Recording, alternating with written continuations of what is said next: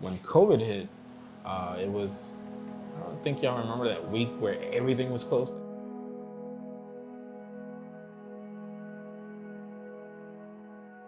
I had tried some birria somewhere else, and I was like, wait, like this is getting really famous. Like, this isn't birria I know.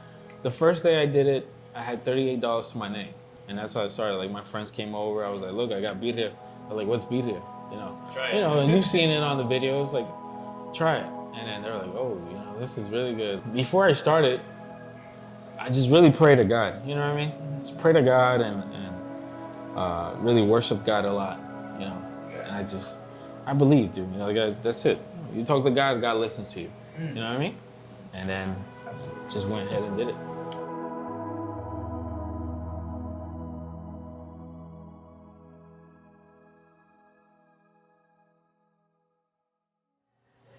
My mom used to make really good, delicious food, bro. Like one of the best. To this day, I still can't taste like anything like my mom's food, bro. And then, you know, like growing up in a cook's house, food is #1 key, you know what I mean? So I think food really brings a lot of people together. Yeah, sure. And that was really one of my motivations to do, like to have people together and enjoy good food. You know, I've been wanting to sell birria for a long time. Like I grew up eating birria, and I was like, you know what? We don't have birria here in the DMV. There isn't no food in the DMV that sells, you know, that's as good as birria that I know. Yeah. So, you know, I went to a couple places before I started selling food, and then I was like, you know what? It's birria, but it's not birria I know, you know? What really brought us to this spot is I heard it was halal, right? Yeah. And like, I guess in the DMV, we have a decent amount of halal places. Yeah. But it's not like there's like a lot of kebab, you know? Like I'm not trying to have kebab every single day, you know? I'm trying to switch it up. That's a lot of kebab. You know, There's even one downstairs, right? There's one downstairs, Spence Kebab, yeah. Right next to this place actually. And it's crazy because it's like if I want like anything that's halal that's like a burger or anything besides a kebab, like piques our interest. Right. So we came up here like, oh, halal Mexican food? Yeah.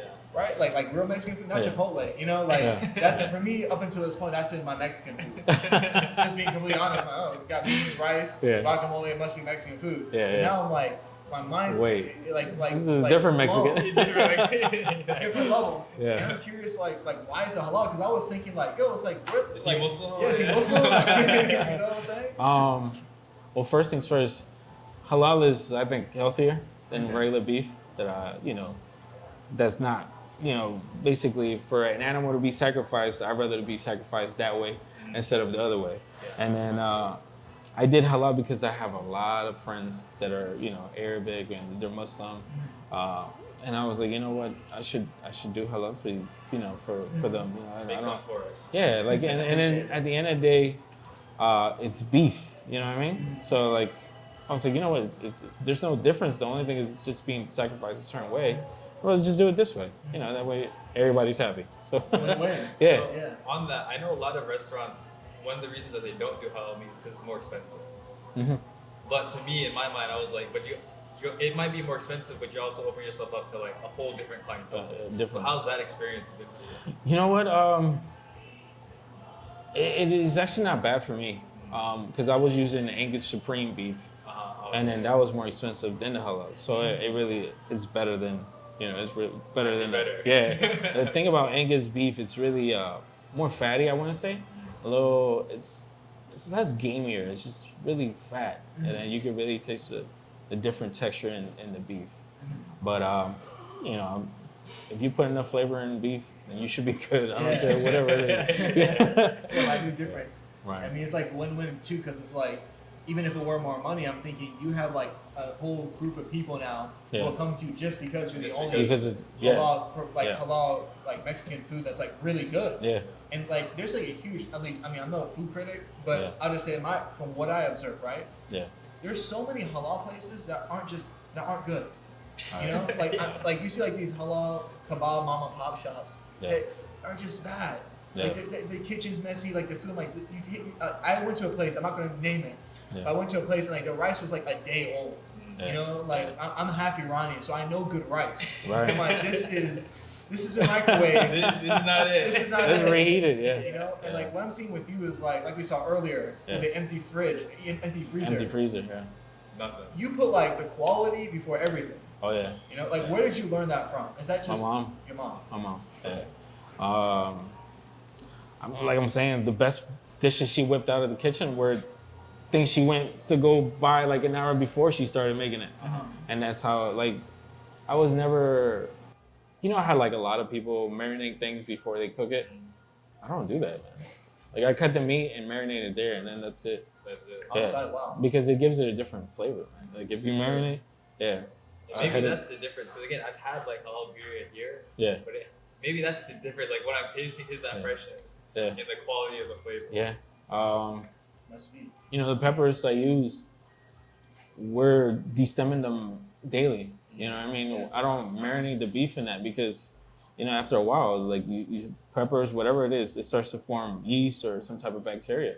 Yeah. And that's one of the other reasons why I don't like pre-marinate things and make it daily. Yeah, because it'll get a funky smell to it or a funky taste to it. Yeah, you definitely don't want that. Yeah. Yeah, man. So would you say that your mom has been like the biggest influence as far as your cooking is concerned? Oh yeah.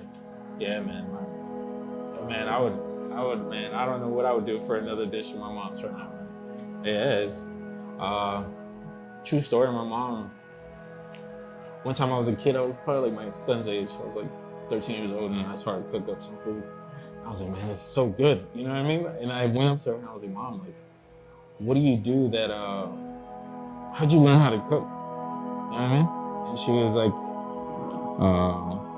like, hunger. You've had some ups and downs. Like, what's that journey been like up to this point?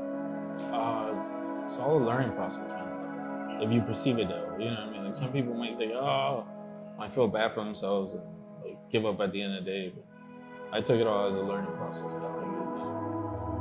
That's really my my journey after culinary school.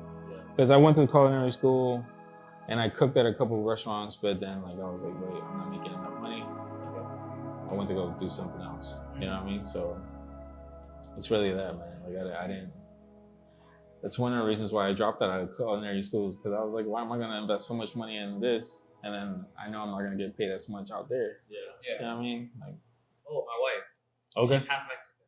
Oh, is she? Yeah, she's half Mexican. And when we first walked in here, so it was me, Mahdi, and my wife. We first walked in here, and she comes up, and she's like, this place is so Mexican.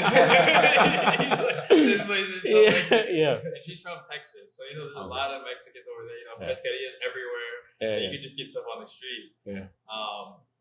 She looked at your menu and she was like, "Oh, this is gonna be so authentic."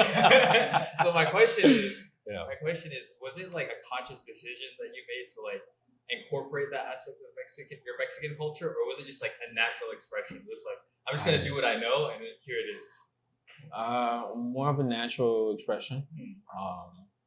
There's a lot of taco places here in the DMV, but are they delicious as they look?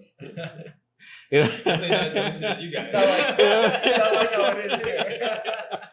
I mean, Shots like fired. anybody could be, you know, Mexican, but some people make it right, some people don't.